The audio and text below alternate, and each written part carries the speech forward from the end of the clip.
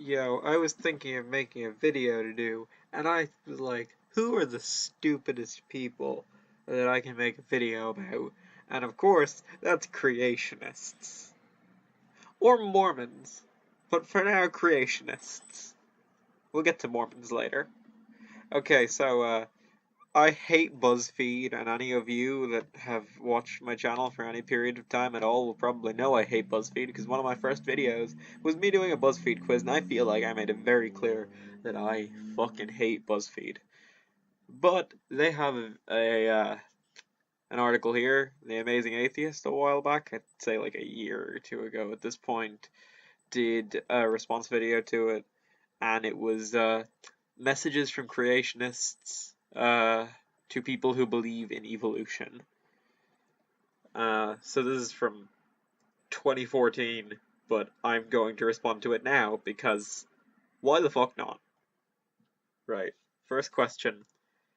Bill Nye, are you influencing the minds of children in a positive way? Yes. Anyone that encourages children to think in a scientific way and question things and find this out for themselves is definitely influencing the minds of children in a positive way. And I would say that that is what Bill Nye does. 2.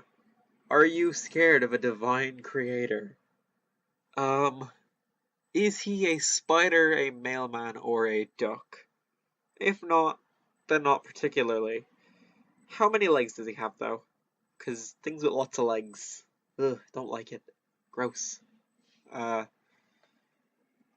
So, no, I'm not particularly scared of a divine creator.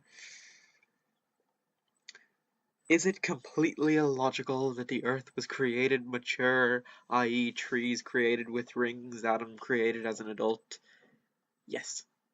Yes, it is. It's very, very illogical. Because that's not how things work. Right? Doesn't make sense.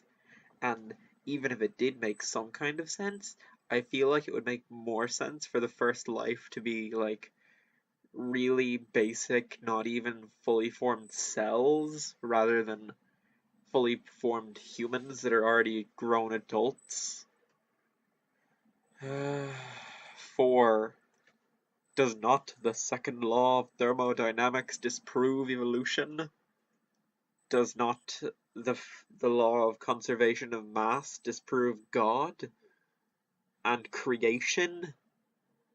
Seeing as you clearly assume physics holds some ground, how did God create something out of nothing, seeing as matter cannot be created or destroyed? And the first law of thermodynamics says the same about energy. I think you need to stop being retarded. Secondly, it doesn't. It refers to a closed system, and also it's that the overall amount of entropy in the universe will always go up unless I am mistaken. In other words, uh, you know, I think I'm getting that right. I think I'm remembering the second law of thermodynamics properly. Something like the total amount of entropy in the universe always going up. Is that it? Yeah, but that doesn't mean that chaos can't become, you know, order. It just means that there will always be, like, it's always the total amount of entropy is going up. That doesn't mean it's all going up and can never go back down. That's retarded. How do you explain a sunset if there is no God? Firstly, you're probably not going to see this because I'm too lazy to edit this properly, but this bitch used the wrong there. Okay, I will leave a link. You can check it. This is question 5. She used the wrong kind of there. So, not only is she retarded in the sense that she believes in God, but she is illiterate too. Great. And how do I explain sunset if there is no God? The Earth rotates on its axis and it faces the other way, so it looks like the sun is going down. It's pretty simple, actually. if the Big Bang Theory is true and taught as evil as science along with evolution, why do the laws of thermodynamics debunk said theories? Well, we covered this for the evolution one, but the Big Bang Theory, well, the Big Bang Theory, the whole thing about that is that was when the universe didn't exist, and therefore we can assume that the laws of physics as we know them didn't exist. Therefore, you can't really say the laws of physics disprove the thing that existed before they did. It just doesn't work.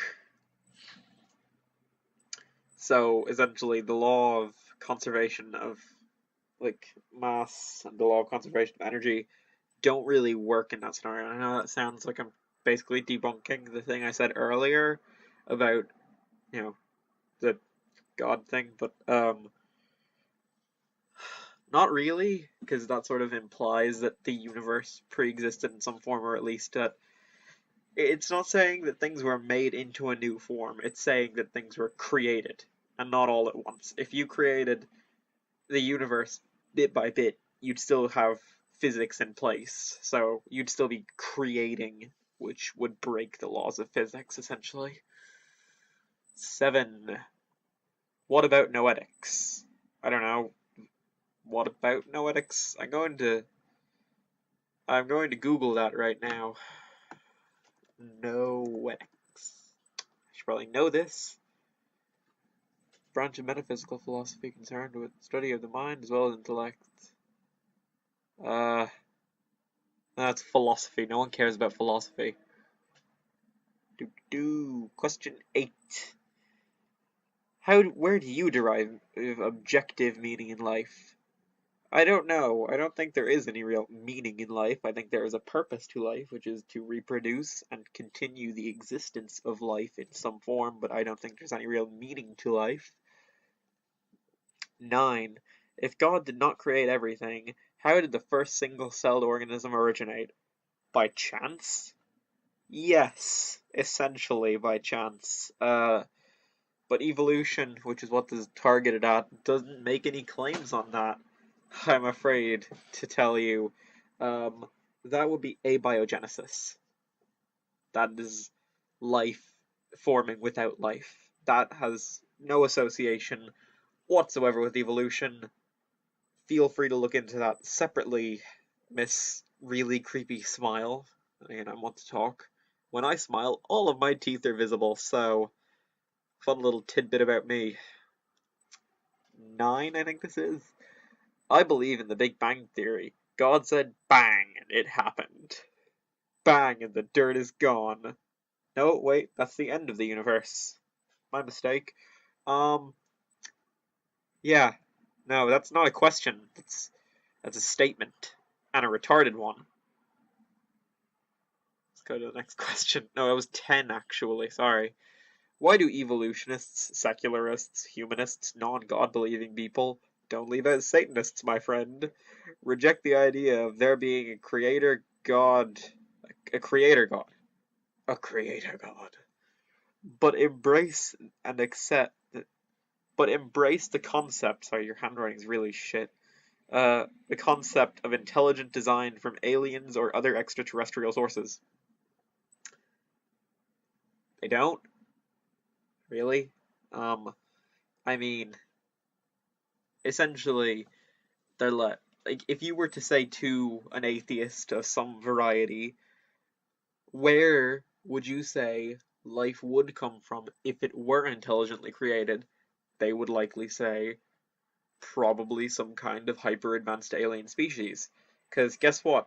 Other life forming in the universe and creating life after becoming super advanced makes more sense than magical bearded man in sky. Okay, question 12. There is no in-between. The only one found has been Lucy, and there are only a few pieces of the hundreds necessary for an official proof.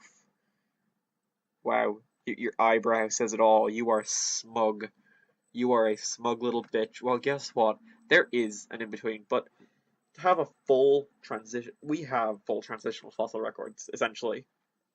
But if you were to look at every single generation of a species, take a human and go all the way back through the ancestry one at a time, honestly, if you were just looking at them one next to the other, you probably wouldn't notice any major differences. But if you go and skip hundreds of generations, or even thousands of generations at a time, you'll notice differences, right? But the reason, and you people just complain, you're always like, okay, we have these two, but where's the link between these two? How can you prove that they were related? Well, guess what? Unless we had every successive generation between every single fucking thing, right? Unless we had all of them, we couldn't have a perfect transitional little thing. But then you would just look at them and say, these are all clearly the same thing. Honestly, it reminds me of the episode of Futurama, A Clockwork Origin. Just pointing that out. You should watch that episode. It's a good episode. One of my favorites. So yeah, anyway. Now, we have proof. We can say evolution happened. 13. Does metamorphosis help support evolution? I'm sorry, I need to read that in a more retarded voice. Excuse me 1 second. Does metamorphosis help support evolution? Only in Pokemon. In Pokemon it might, because they're the same fucking thing in Pokemon. But no, metamorphosis does not help support evolution. If evolution is a theory, like creationism or the Bible, then why then is evolution taught as fact? Because first of all, creationism and the Bible aren't theories, they're fiction. Evolution is in fact a theory in a sense, and that sense is the scientific sense, which means it's a thing that's supported by facts and is a conclusion that has been come to by looking at the evidence and saying, here is what we know, this is essentially the most likely thing. And there is so much evidence for evolution that we pretty much know what happens. In fact, we've observed it in laboratory environments on a very small scale. It's been seen with single-celled organisms and the like, and it happens and it's interesting. Okay, 15. Because science, by definition, is a theory, not testable, observable, nor repeatable, why do you object to creationism or intelligent design being taught in school? Because science isn't a theory, and it is, by definition, things that are observable, testable, and repeatable. That's what science is. Science is essentially just the study of the things around us. Science is actually far too broad a term to really clearly define on its own, but science is like an overarching term for the studies of various things. Geology, the study of rocks, is a science. Chemistry, the study of chemicals and the ways they bond and whatnot, is a science. Physics, the study of how things move, is a science. Biology, right?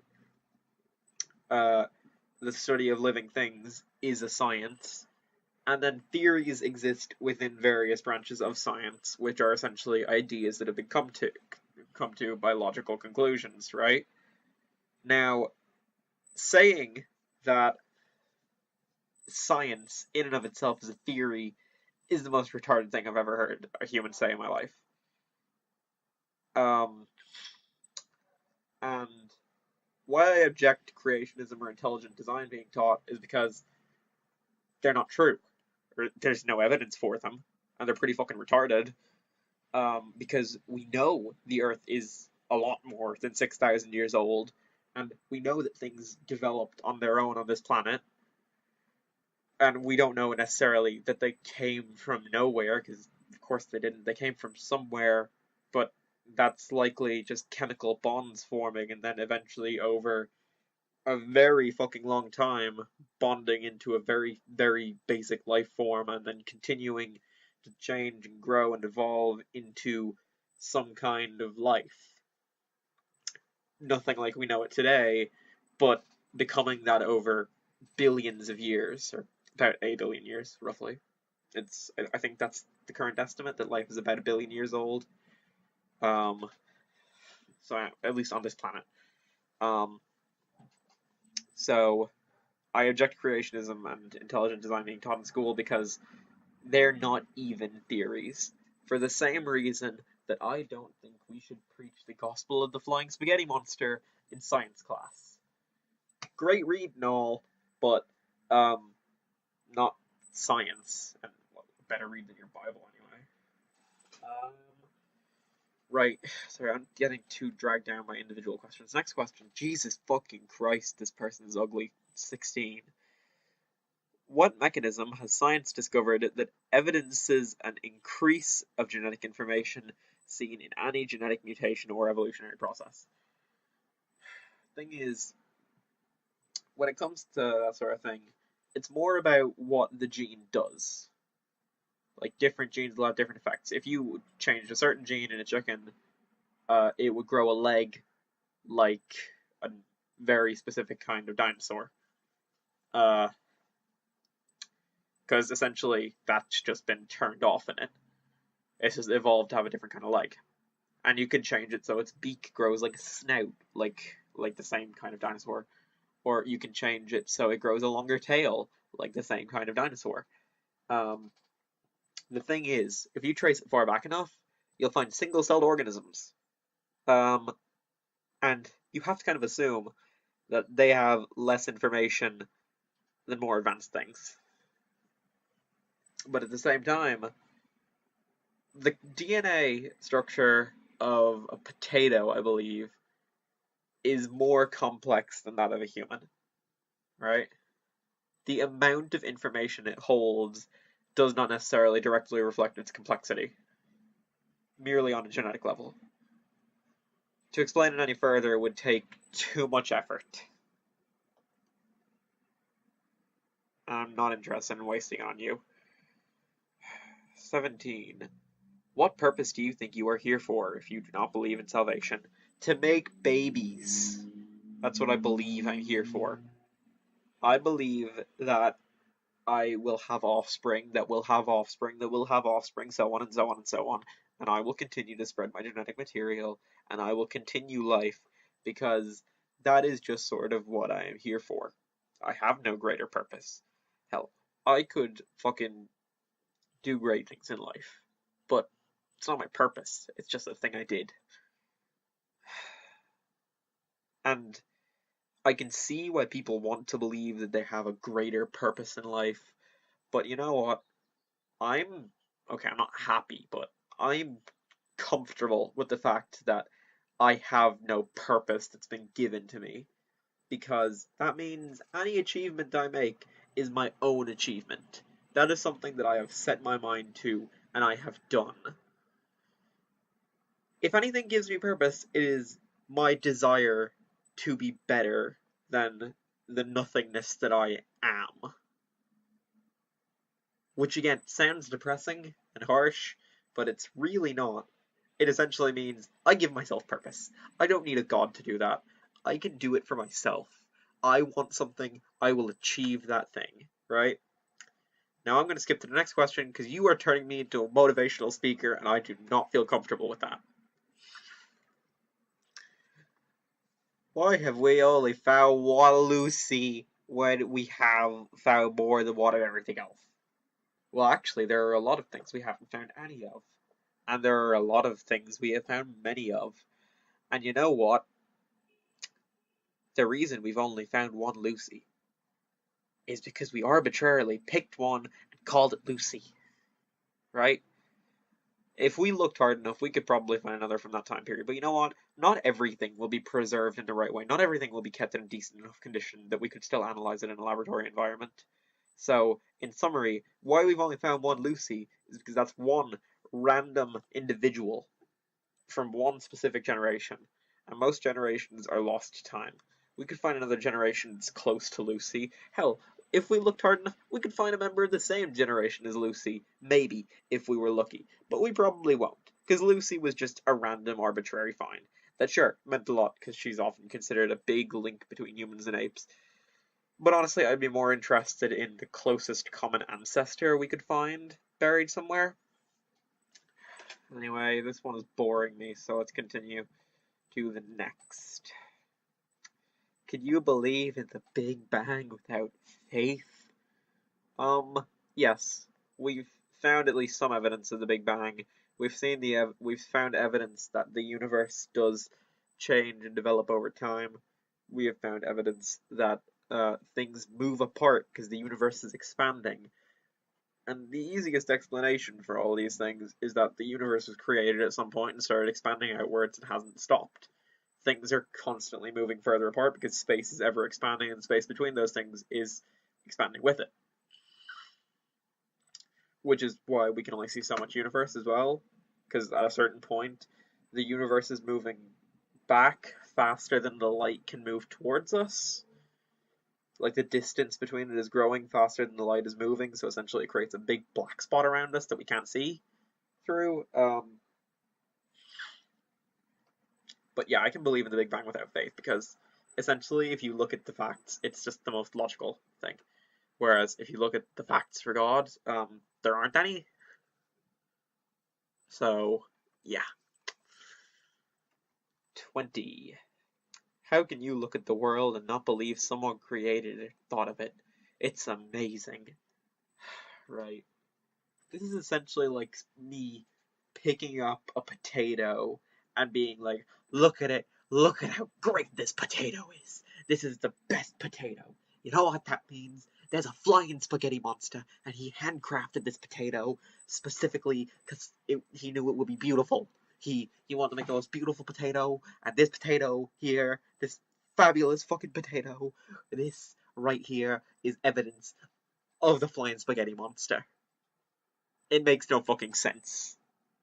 Do you understand this? Do you understand that what you were saying is the same as what I just said? You were looking at something and saying, wow, this is great, even though it's a steaming pile of shit when you actually look at it. And then say, well, someone must have created it because of how great it is. Guess what? In 5 billion years, the sun's going to blow up and burn us all. Yep, that's right. If you believe there is a God, you believe that something actually went out of its way to put a planet right next to a big burning ball of gas that's the only thing keeping it alive, and lucky for us, it's the thing that's going to kill us if we do manage to last that long, which we won't, because why would we? Humans suck as a species, and we're probably not even going to be humans by that point. We're probably going to be long extinct, and our distant descendants will be big, grey, massive-eyed, bald space people. That is assuming that, they still exist at all. And they could still get eaten up by a star blowing up in their face. In other words, unless we colonize various star systems that are very far away from this one, we're not going to survive. And eventually the universe is going to die in some form, most likely. For all we know, one day it could just collapse in on itself and then turn into a new Big Bang. Maybe we'll all be crushed into pure energy. Who knows? I don't know. I can't tell you. I don't care. But your statement is really retarded anyway. Okay, 21. We're almost at the end. Relating to the Big Bang Theory, where did the exploding star come from? What? What? Where did the exploding star come from? I'll tell you where the exploding star came from, Sonny Jim. It didn't. There was no exploding star. There was something infinitely small and infinitely dense that was probably made of pure energy. And if not, it was just hydrogen. And then it expanded. It didn't explode. Nothing exploded. It just expanded very rapidly. We call it the Big Bang because it was a big expansion, more so. Big Bang is just a simple way to say it. It was an insanely large expansion of something that was infinitely small, and in regards to where it came from, we don't know, because it predates the universe. Because it made the universe. Maybe it was a universe, and it collapsed in on itself, and then re-expanded. We can't say for sure. We just know it existed, or probably did. And now, 22, the most retarded question, and I'm going to have to do this in a really, really retarded voice. It's going to sound like my friend's Matuna impression, so he's going to think that I'm ripping him off with this. But anyway, let's give this shit a go and read The dumbest question that all the creationists always ask. Drum roll, please. If we came from monkeys, why are there still monkeys? Why are there still monkeys, you smug, smiling, crow's feet prick? Why are there still monkeys? Maybe, just fucking maybe, it's because we didn't evolve from monkeys, and even if we did, they could still be here, because evolution doesn't mean you replace that thing. It means a new strain of that thing will come along, and it can either coexist with its ancestor or outcompete them and essentially drive them to extinction. Whereas what happened was, at some stage, humans and apes had a common ancestor, right? And that common ancestor, there was, let's say, two groups of it, right? Two little herds or whatever. I don't know what the plural thing for it would be, what the plural noun is. But there was just a group of them, right? Then it got separated off into two groups. And one of them started hanging around a certain area, and they kept on their evolutionary path that they were already on because there were no major changes. But then one male in another group, I'm saying male just arbitrarily, but trust me, it makes sense when you actually think it through, developed a strange mutation where the bones in his hand were just a little different, right? Just a little bit. And he was able to pick things up with a lot more efficiency. It was just much, much more functional, right? So one day, he picks up a rock, right? And he goes up to the alpha of the pack, and he bashes him in the head with it, right? He's the new alpha now. He killed the old one. He mates with all the group's women. All of their children have the same mutation. One of them has a slightly different version of it that makes it a little more thumb-like, even again, right? And then he outcompetes all of them, right? Essentially, the more and more advanced ones that have better tools and can fight more efficiently and can go around beating others to death with sticks more efficiently, they survive. They reproduce. They have thumbs. The monkeys, they didn't need thumbs for whatever reason. They still have something, but not quite a thumb. We branched off. Monkeys evolved one way, we evolved a different way. Monkeys still exist because we didn't evolve from monkeys. And even if we did, that wouldn't prevent monkeys from existing. Unless we completely outcompeted them and drove them to extinction, like we, as Homo sapiens, did to the Neanderthals. We know the Neanderthals were wiped out by humans. But why aren't you asking me, why are there no Neanderthals if we evolved from something similar to Neanderthals? And we actually interbred with them. But anyway, in summary, creationists, you are retarded. I am smarter than you. I hope you realize just how fucking dumb you are. Good night, ladies and gentlemen of the jury. Or what? Wait, I'm not on trial. What? Creations are dumb. Peace out.